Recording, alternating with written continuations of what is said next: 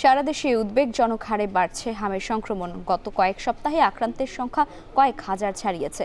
এই নিয়ে সবশেষ খবর জানাতে মহাখালী ডিএনসিসি বিশেষায়িত হাসপাতাল থেকে যুক্ত হচ্ছেন সানি মৃধা। সানি, এই হাসপাতালে কতজন রোগী নতুন করে ভর্তি হয়েছেন আর চিকিৎসকরা কি পরামর্শ দিচ্ছেন রোগীদের, বিস্তারিত জানান আমাদের।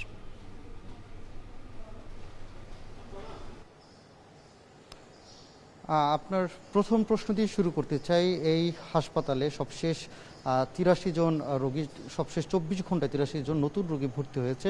এছাড়া বর্তমানে প্রায় ২৫০-র উপরে রোগী এখানে চিকিৎসাধীন অবস্থায় আছেন। এছাড়া আইসিইউতেও অনেক রোগী এখানে রয়েছেন।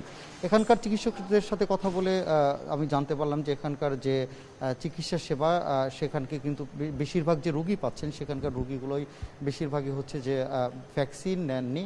পাশাপাশি কিন্তু যদি আমরা এখানে এসে কথা বললাম, অনেকেই হচ্ছে যে ভিটামিন এ ক্যাপসুল অনেকে নেওয়া হয় না। অর্থাৎ এখানকার বেশিরভাগ শিশুই যারা রয়েছেন তাদের কিন্তু ভ্যাকসিনের না নেওয়ার কারণে এই সংক্রমণ কিন্তু তাদের মধ্যে ছড়িয়ে পড়ছে। পাশাপাশি কিন্তু আমরা এর আগে সকালবেলা বাংলাদেশ শিশু হাসপাতালেও গিয়েছিলাম, সেখানেও দেখেছি যে আসলে চিত্র প্রায় অপরিবর্তিত। অর্থাৎ গত ১ মাস ধরে যেমন চিত্র প্রত্যেকটি কানায় কানায় রোগীর চিত্র, বেডে রোগীরা চিকিৎসা নিচ্ছেন, একই অবস্থা ছিল, কোনো ধরনের কোনো পরিবর্তন তাদের মধ্যে নেই। তবে একটা বিষয় যে গত ২-৪ দিনে এই দুই হাসপাতালেই মৃত্যুর হার অনেক কম। অর্থাৎ গেল ২৪ ঘন্টা এখানে কোনো মৃত্যুর হার হয়নি।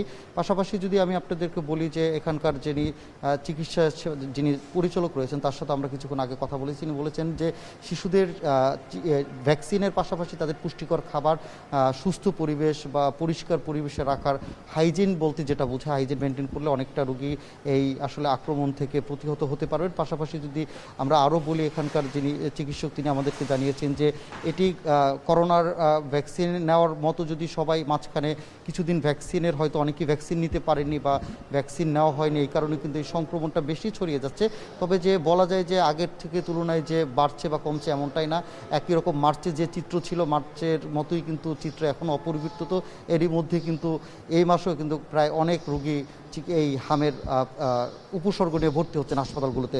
তো লাইভা, এই ছিল মহাখালী থেকে বিশেষায়িত হাসপাতাল থেকে সবশেষ খবর আমার কাছে।